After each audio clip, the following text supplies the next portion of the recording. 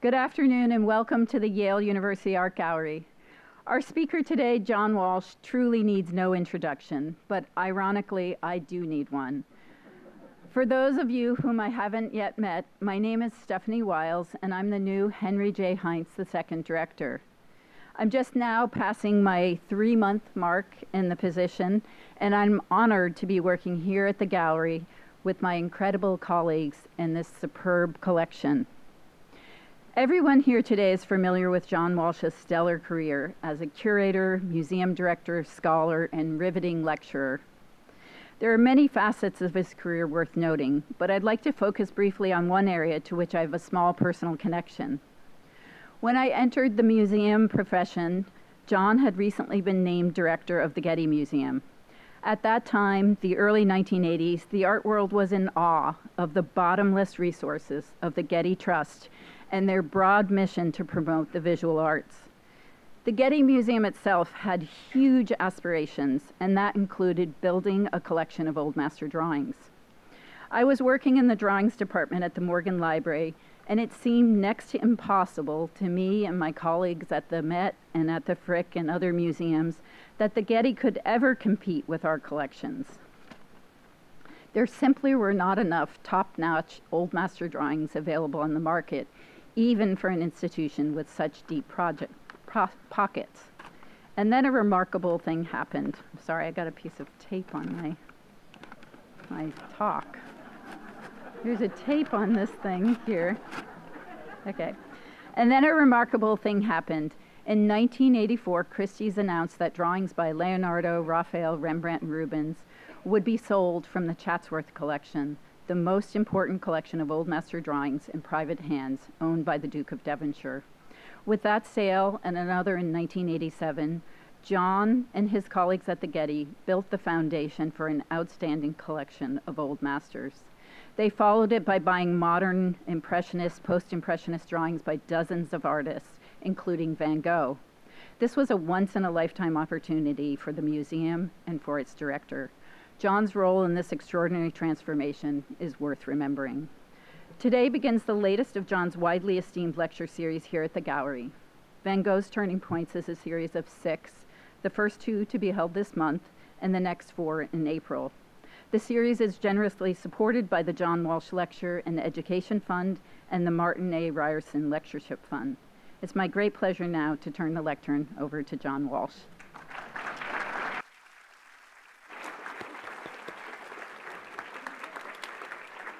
Okay.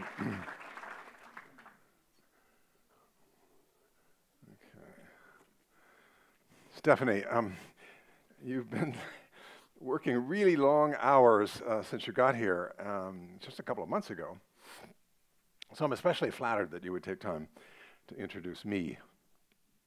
It's actually a good moment for you, because if you look at this audience, you're looking at your fan base. Soon to be, maybe, and at least only part of it, because it will grow. You came to Yale with a stellar record, and there were many broken hearts in Ithaca at Cornell, where you came from. Every one of us wants you to succeed at the gallery and to really enjoy yourself doing it. I think you will do both. So welcome to you, and thank you.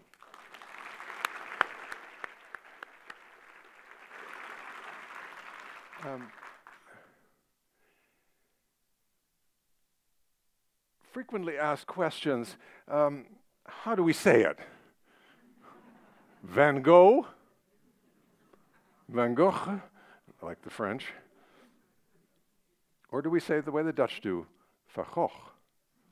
Probably not. So here, I'm going to call him Van Gogh, and the Dutch in you, or the Dutch who are here will forgive me, I hope. Anyway, in this series, I'm hoping to make this artist much better known, even than he is already. I'm going to begin with his origins in Holland and go on to the various periods of his work. Lights down, please. Go on to the various periods of his work in France. In each of these 6 lectures, I'm going to slow down at various points and focus on a few exceptionally revealing paintings. Vincent van Gogh's career was very short, 10 years. 6 of those years he spent in the Netherlands. In France, less than 4. He developed fast once he got going. His output was large, and his techniques changed dramatically at various turning points. These self-portraits are just 2 years apart. His energy was huge, and his beliefs were fierce and steady, despite poverty, mood swings, and debilitating attacks of mental illness that came and went. Eventually, he took his own life at 37.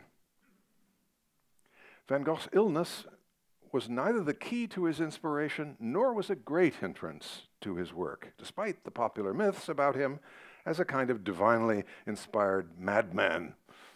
We'll have more to say about that later. Today, I want to start with the masterpiece of his time in the Netherlands, which he painted in 1885 at the age of just as 32. Before I talk about it, I want to give you the chance just to look at it and to react in your own ways. The picture's about 3 feet wide. Figures are somewhat smaller than life size.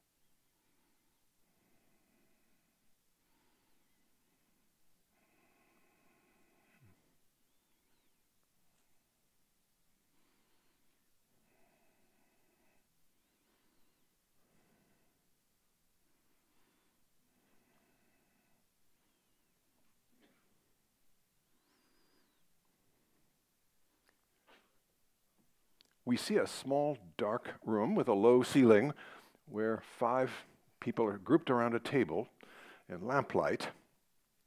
The older woman at the right pours coffee into the cups, and the older man looks at her and raises his cup. The left side, a younger man and woman take cut up potatoes off of a platter with a fork. He's in profile, kind of impassive, and she looks at him expectantly. A girl stands in the middle, silhouetted against steam that's rising from the potatoes. The room is simply furnished, but respectable, not dirt poor. There's a wall clock at the upper left. There's a tablecloth. There are sturdy pots and polished brass lamp overhead. And at the left, there's a devotional picture. At the top right, more utensils. What has such power is the blunt force of these heads. They have heavy features. They're knobby, not just unidealized, but close to caricature. Their hands are bony.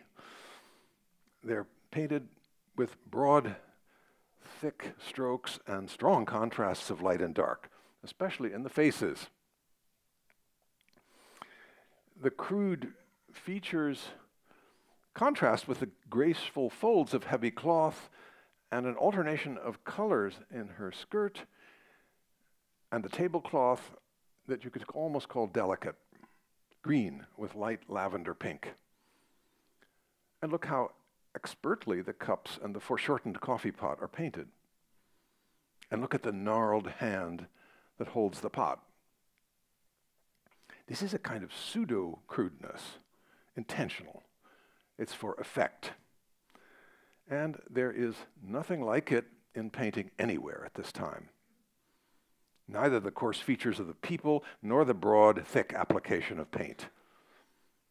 Van Gogh explained what he was after in a letter to his younger brother, Theo, who was an art dealer in Paris at this time, when he was about to send him the picture, in fact, in hopes that he could sell it. He wrote, "I've tried to bring up the idea that these people eating potatoes by the light of their lamp have dug the earth with the self-same hands they are now putting into the dish. And thus it suggests manual labor and a meal honestly earned. I wanted to convey a picture of a way of life quite different from ours, from that of civilized people. So the last thing I would want is for people to admire or approve of it without knowing why. And it would be wrong to give a painting of peasant life a conventional polish. If a peasant painting smells of bacon, smoke, steam, fine. That's not unhealthy. If a stable reeks of manure, okay, that's what a stable is all about. If the field has the smell of ripe corn or potatoes or guano and manure, that's properly healthy, especially for city dwellers. Such pictures might prove helpful to them. But a painting of peasant life should not be perfumed.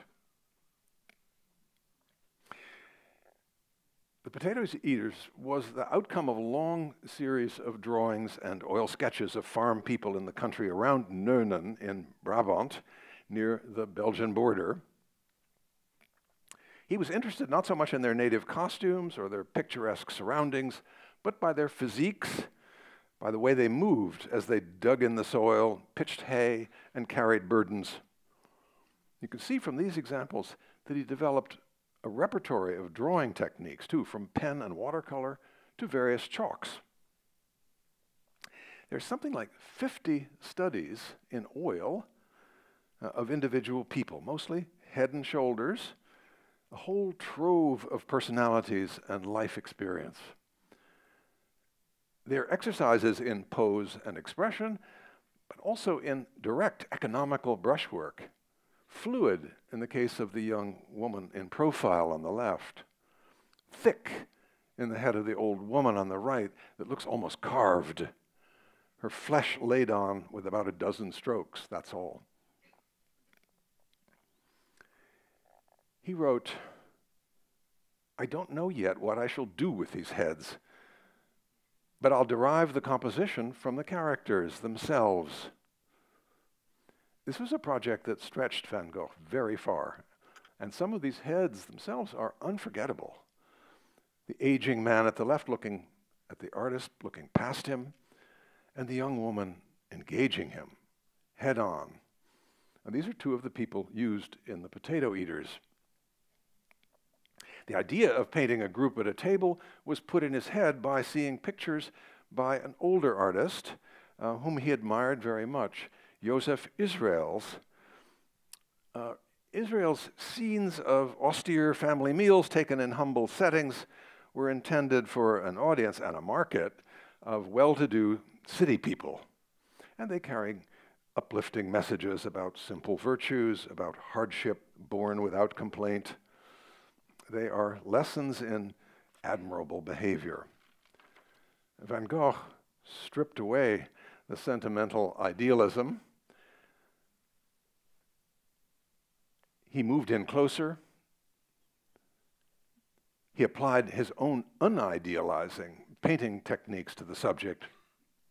In his first oil sketch for the composition, the upper left, he determined the layout and the lighting scheme.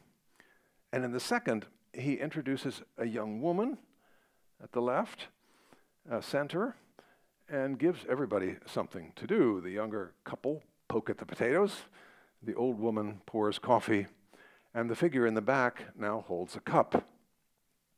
At this point, he's got the composition worked out, and he makes a study of hands, with a very skillful chalk drawing, which he used in the final painting, accentuating the cadaverous look in the painting, accentuating that boniness with the hands and the forks. Then he draws it on a lithographic stone that he's procured, and he makes a print to send to his brother in Paris and to an artist friend for their reactions. It's in reverse for the composition, so I flipped it so you can compare it with the sketch that it's based on. The whole procedure here is traditional. It's even classical. You make studies of live models, you assemble and revise the composition with a series of increasingly detailed small versions, you study the details, then you paint the large finished picture. So there's nothing impulsive about the process. It's academic, literally. It's the stepwise method taught by art academies that goes back to Raphael. Well, when it was almost finished, he wrote to Theo, "I believe that the potato eaters will turn out well." As you know, the last few days are always tricky with a painting because before it's completely dry, you can't use a large brush without running a real risk of spoiling it. And changes must be made very coolly and calmly with the small brush. Well, what's new is that the carefully finished painting preserves the breadth and the roughness of a sketch. That's what Manet and Monet and Impressionists have been doing for 20 years, and were criticized for, rejected for, in fact, ignoring the conventions of what constitutes finish and exhibiting paintings that looked as though more needed to be done to have them ready, more smooth contours and refined surfaces. And the Impressionists weren't the first to do that either. I mean, Courbet and Daumier, you see at right and left at the bottom, they showed the same kind of purposeful disregard for finish, especially with proletarian subjects where roughness seemed appropriate. Hard labor, in the case of the Stonebreakers by Courbet on the right, and at the left, in the case of Daumier, the discomforts of travel for the poor. These were the kind of working class subjects that would attract Van Gogh all his life, and the kind of strength and roughness of treatment that he believed they needed. Let me quote him again. "I remember very well being most impressed by a drawing of Daumier's. There was something so stout and manly in Daumier's conception, something that made me think that it must be good to think and feel that and concentrate on what makes us sit up and think, what touches us as human beings more directly and personally than the meadows or the clouds. And yet, nobody else painted like Van Gogh. There is a coarseness in the faces combined with an unabashed earnestness in the expressions that, as I said, comes close to caricature. You're conscious everywhere of the brush loaded with paint, and at the same time, there's something almost delicate about the color, despite the dark greenish overall tone and tonality. He surprises you by describing what inspired him to do this. Scottish fabrics, woven, as he said, quote, to get strange broken colors in grays and to get the most vivid colors to balance each other in multicolored checkered cloth, so that instead of the fabric being a jumble, the pattern looks harmonious from a distance. This is a prediction of where he's going to go sometime in the future. Well, looking back, years later, Van Gogh believed that he had painted a genuine masterpiece. And that seems literally true in the sense that it's a work of art made to demonstrate his mastery of the fundamentals of composition, figure painting, expression, and execution. But you may be wondering how he got from this dark, claustrophobic image of coarse farmers confined in unchanging lives by custom and by poverty to the joyous, colorful pictures that he made a few years later. I promise I'll show you. but But to be able to paint, to be able to paint the potato eaters, Van Gogh had worked hard for the previous 4 years. I'm going to flash back for a few minutes to his beginnings. Vincent was the child of an evangelical Protestant minister and his wife in the village of Zundert in the southeast of the Netherlands, near the Belgian border. He was sent away to boarding schools, but after a year and a half in high school, he dropped out. But he had learned French and English, and he did a lot of reading. 3 of his mother's brothers were art dealers, and so at 16, Vincent went to The Hague, to the sophisticated conservative capital of the Netherlands, to work as a clerk for the prominent firm of Goupil and Company, were art dealers who sold paintings and drawings and published printed reproductions of popular old master paintings and contemporary works that Vincent could study and did.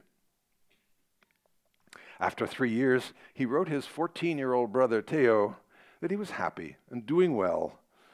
He mentioned various contemporary artists, including Corot here at the bottom, as well as Dutch 17th century painters, and he talked about visiting Amsterdam galleries and museums.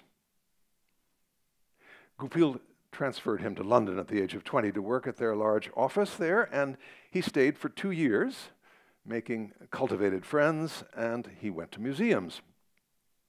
He wrote to Theo, who, acting as often he did as pen pal and tutor, recommending books and periodicals on art. The company sent him to the main office in Paris twice, once for a couple of months and then for 10 months, until 1875, when they had dismissed him. As an apprentice art dealer, Vincent had developed his own taste in contemporary art, which was provincial and conservative by our standards. He doesn't mention Courbet, Degas, Manet, Monet, not a word about the realist and impressionist insurgency that had been going on in Paris for the past 10 years. From London, he supplied Theo with a list of his favorite contemporary artists that ran to 62 people, including Corot, including the Dutch Maris and Mauve and Millet, who is Angelus at the top, everybody knows still. He singled it out, the Angelus, saying, "That's it. That's magnificent. That's poetry." He advised Theo to walk a lot, and he said, "Keep up your love of nature, for that's the right way to understand art better. Painters understand nature and love her and teach us to see." Well, before he got fired, he lived in a small rented room in Montmartre. He went to an auction of drawings by Millet, which made a big impression on him. He wrote that in that gallery, he said, "I felt like telling myself, take off your shoes, for the place you are standing is holy ground." You see a sample of Millet's drawings. This is the imagery that Van Gogh was going to draw on all his life. Meanwhile, he was becoming an enthusiastic Christian, a zealot even. His letters to Theo from Paris were increasingly full of biblical quotations and spiritual advice. After Paris, he went back to England briefly as a teacher and then as an assistant to a Methodist minister in the suburb of London. And he read English literature voraciously, especially novels like George Eliot's Scenes of Clerical Life, which is 3 short stories about the travails of clergymen and their moral heroism. He read John Bunyan's Pilgrim's Progress, and he preached to the congregation on the theme of life as a pilgrimage, as a righteous struggle. He returned to Holland. He worked in a bookshop, and then he began studying to prepare for a 7-year curriculum in theology in Amsterdam. But he soon gave that up. He called this period the worst time of his life.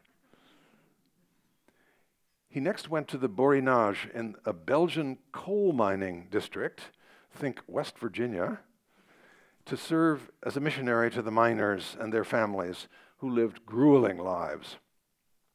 He went down in the mine several thousand feet to observe the workers and give spiritual counsel. When he wasn't doing that or tending to the sick or preaching the gospel, he kept reading novels with social injustice as a theme, including Dickens's Hard Times. He made drawings like this one at the bottom of mine workers and bought himself a drawing manual, which it's pretty obvious he needed. Within a year's time, he had abandoned the lay ministry and was set upon being an artist. He'd reached his first turning point in life. He would turn from his zealous faith in Christianity to faith in something else, to faith in the depiction of the life led by the least privileged of society.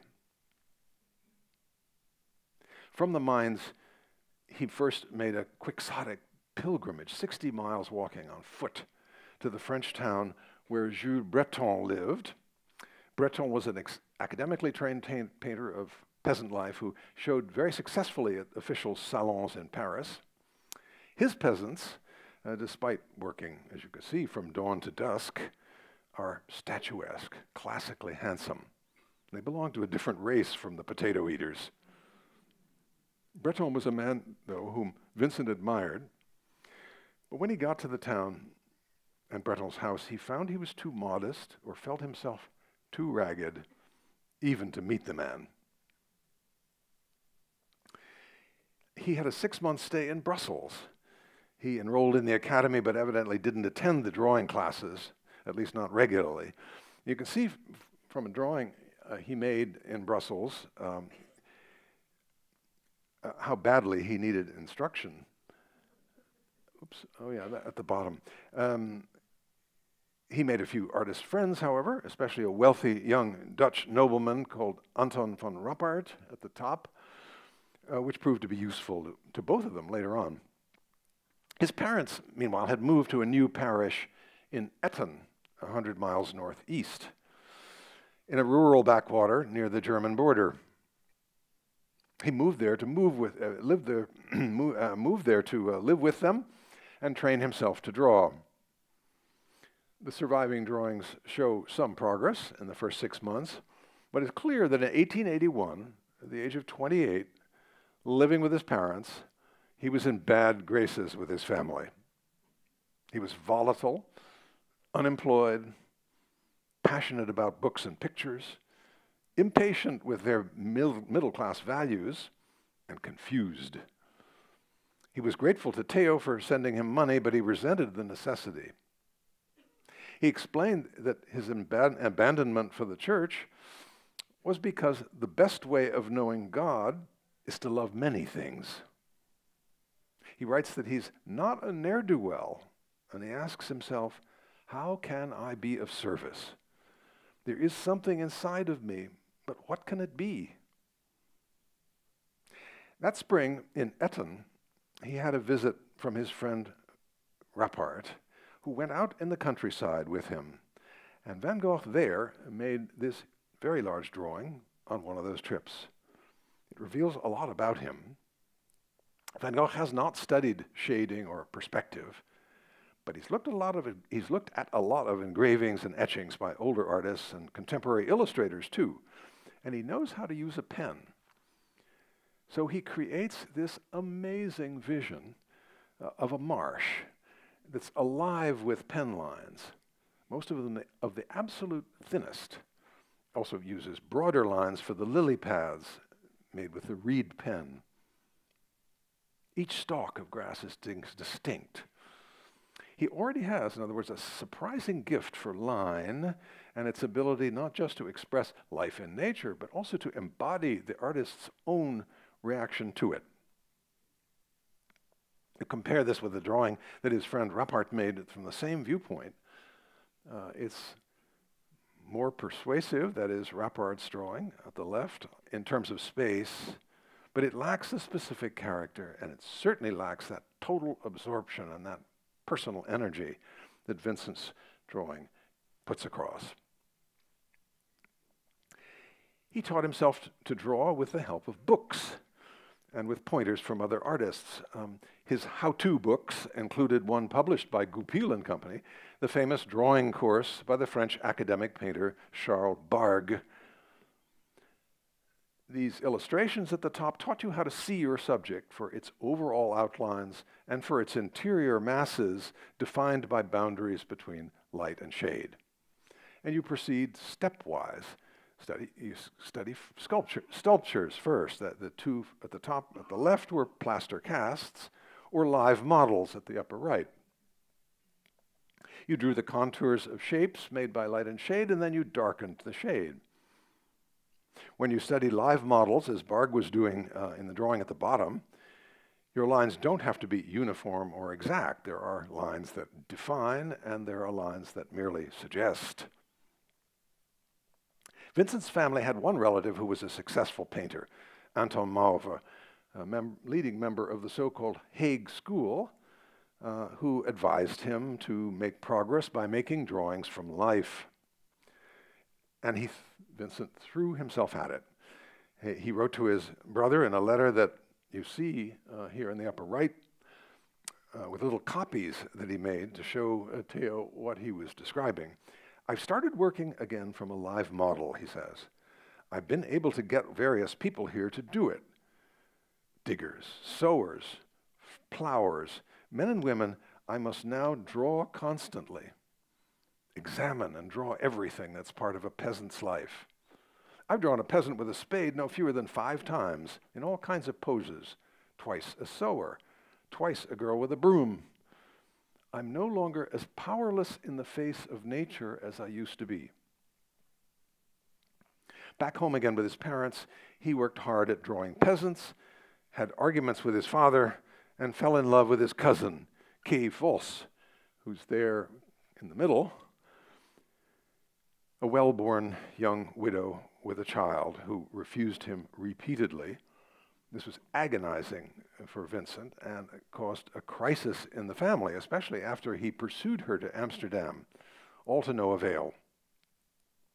He wrote Theo that the whole affair brought home to him what he called the enormity of my ignorance and that women have a world of their own. This was the first of a series of failed attempts to find a respectable woman who would have him. He moved to The Hague to study painting with his successful cousin, Anton Mauve. He wrote to Theo, I reckon I'm at the beginning of doing something serious. Mauve here had something to teach. He was skilled at painting in oil as well as in watercolor, and Van Gogh needed to learn both. He borrowed money from Mauve, and Theo provided more at regular intervals, enough so that he could rent a studio on the wrong side of the tracks at the edge of the city of The Hague, but just a few blocks from Mauve. He set to work with drawing and painting and watercolor. He took in a pregnant occasional prostitute called Sien Hornick, took her under his protection. She was pregnant, and she brought a small child and a disagreeable mother with her into the household. She served as his model. Vincent saw her through the delivery of her child and determined to marry her. To his parents, his behavior seemed so irresponsible that Vincent was afraid that his father was going to have him committed to a mental institution or put him under legal guardianship. In the meantime, Vincent was being treated for gonorrhea. He moved with his model and his mistress to this bigger house at The Hague that you see on the left, and life seemed to stabilize. In the city, he drew scenes of the poor at the lottery office and at the upper right, and carrying winter fuel in sacks on their backs. He also pictured his own bleak household situation. At this point, he imagined himself becoming an illustrator on the example of the English printmakers that he admired. He wrote, "Though I am often in the depths of misery, there is a still calmness, pure harmony, and music inside me. I see paintings or drawings in the poorest cottages, in the dirtiest corners, and my mind is driven towards those things with an irresistible momentum." About his efforts at drawing and painting, he wrote, "There is at least something straight from my own heart in them. What I want to express in both figure and landscape isn't anything sentimental or melancholy, but it's deep anguish. In short," he said, "I want to get to the point where people say of my work, that man feels deeply, that man feels keenly. In spite of my so-called coarseness," do you understand? "Perhaps for that very reason, it seems pretentious to talk like that now, but that is why I want to put all my energies into it." Well, here is another watercolor he made that summer at the seaside, far from the dirtiest corners that he mentions, using the new techniques he'd learned from Mauve. I'm just going to leave it on the screen for a minute or so and let you look more closely at it.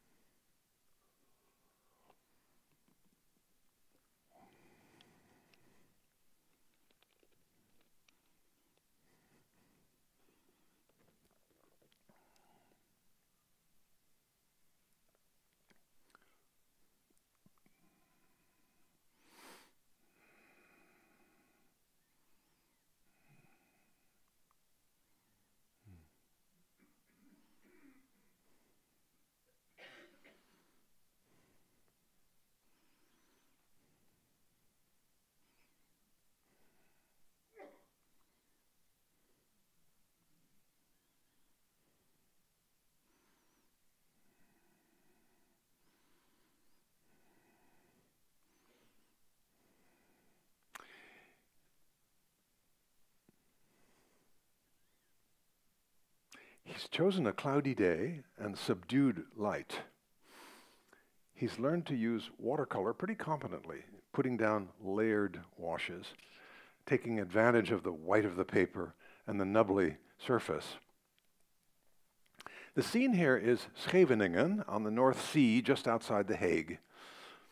It had become a fashionable seaside resort, but it was also still a small fishing village. For several centuries, there had been a cottage industry in the dunes here, bleaching imported cloth and drying it in the sun. So those are not snowdrifts. That's bleaching cloth on the ground. And you've seen it before in paintings. This is also done in the dunes of Haarlem, outside Haarlem, which you see in pictures by Jacob van Ruysdael that Vincent knew very well. In the 1880s, in the industrializing Netherlands, linen bleaching at home had become an anachronism, the kind of pre-industrial hand labor that attracted Van Gogh, but no other artist that I know of. Vincent's bought himself a perspective frame, gizmo that is an aid to artists in constructing an illusion of space. He made two little drawings to show Theo what you see here, and what you see through the frame when you use it, the frame and the wires giving you a shortcut to plotting the convergence of parallel lines and producing a convincing illusion. In another watercolor of that same summer, he shows another cottage industry of the village, the drying of fish on trellises. And you also see the empty baskets in the foreground that were lugged up there, full from the beach. When Vincent does paint the actual beach, there at the upper right on the screen, it's an important moment for him, because now he begins to work in oil for the first time. And at least partly en plein air, on the spot, like Corot and like his teacher Mauve. In fact, he told Theo that the wind that day was so hard the sand was blowing onto his work. And in fact, the conservators recently have found grains of sand in the paint. It's small and loosely painted, and you can see that he's not entirely at home with the medium yet, but he does recreate the foamy breakers with a lot of energy. He squeezed paint right out of the tube and pushed it around with the brush. He said to Theo that he'd gone out to paint a nasty little storm, and he wanted to create the effect of furrows in plowed earth. He worked bravely and rapidly on the sky above, that heavy advancing deck of clouds, which isn't yet very persuasive, but it has life and force. Vincent's older contemporary, Hendrik Mesdag, had made quite a commercial success for years, painting busy spectacles of the daily comings and goings from the same beach. The town didn't have a dredged harbor that it has had since 1904. Vincent persisted.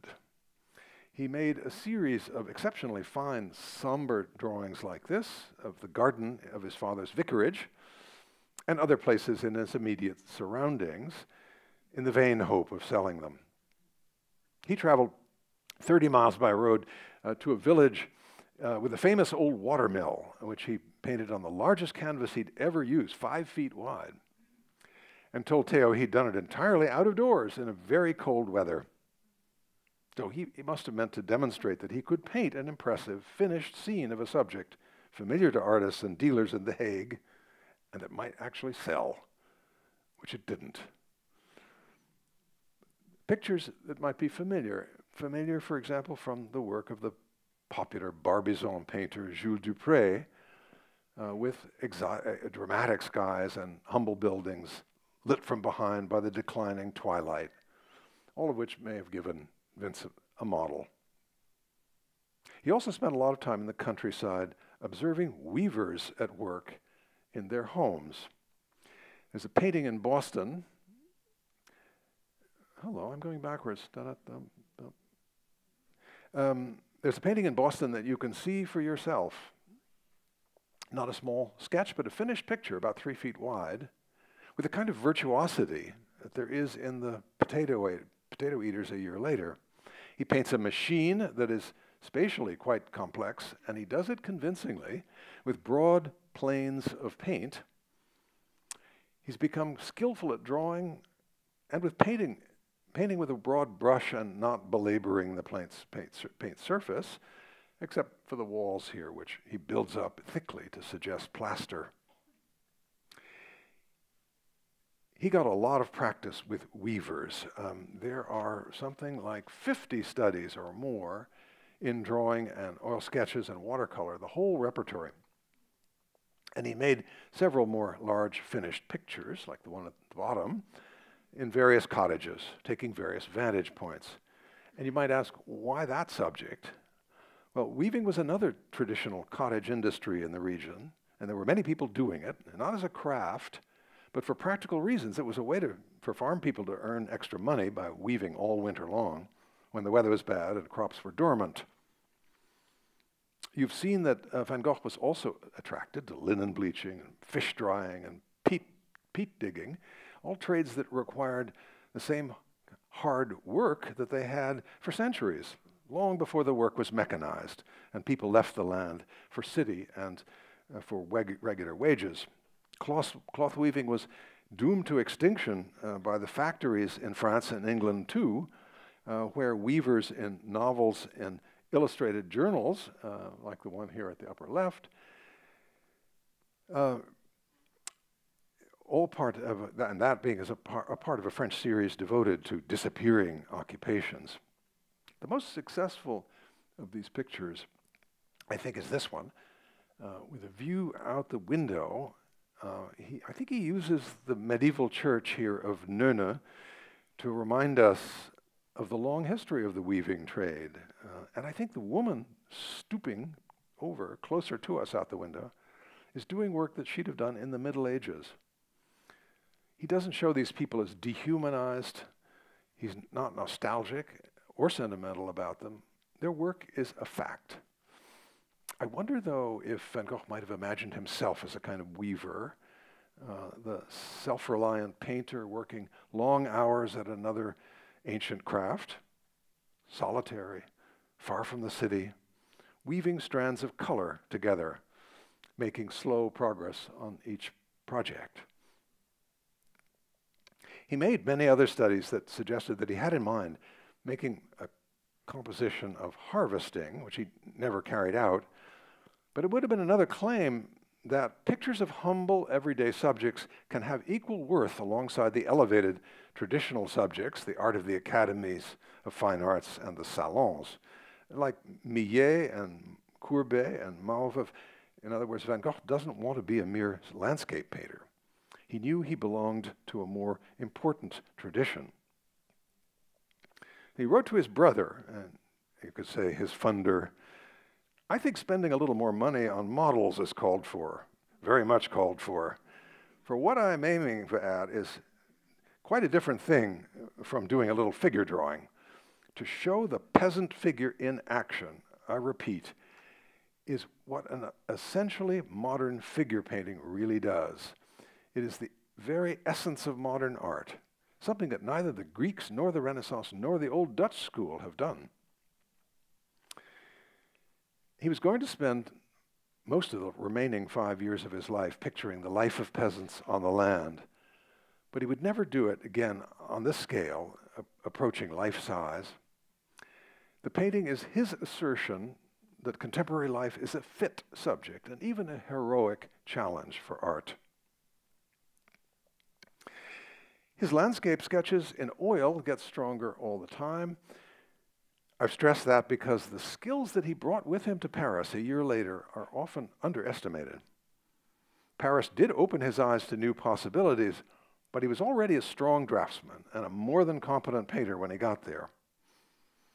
These landscapes have a mostly solitary motifs. Their mood is subdued, if not actually gloomy. They're still a minor mode that's common to the Hague School landscape painters. There's no sunshine in them. And we're in the mid-1880s now, and in France, painters had been working in a major key, much brighter,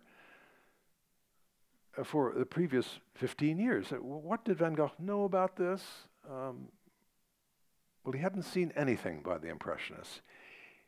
He wrote his art brother dealer in Paris, "When I hear you talk about a lot of new names of artists, it's not always possible for me to understand when I've seen absolutely nothing by them. And from what you said about, in quotes, Impressionism, I've grasped that it's something different from what I thought it was, but it's still not entirely clear to me what one should understand by it. But for my part, I find so tremendously much in Joseph Israel's, upper left, in Joseph Israel's, for instance, that I'm not particularly curious about or eager for something newer or different. He will be curious and eager very soon." While he's still living at home in Nurna with his parents, Van Gogh's father dies. And as a kind of meditation and memorial, he paints a large still life of his father's Bible and a candle whose flame has been snuffed out. Both motifs from Dutch 17th century still life that Van Gogh knew very well, symbolic of revealed truth in the words of the Bible and the inevitability of death in the oil lamp and skull. An unusual thing here is the patches of color that Van Gogh applied to the pages, blue and pink and yellow. These are what the painter sees on the black and white page of the Bible. And some of you will remember what Monet confessed about seeing his beloved wife Camille on her deathbed. He said, "I caught myself in the act of focusing on her temples and automatically analyzing the succession of appropriately graded colors which death was imposing on her motionless face." The Impressionist can't help himself seeing colors at times when he should be a normal human being.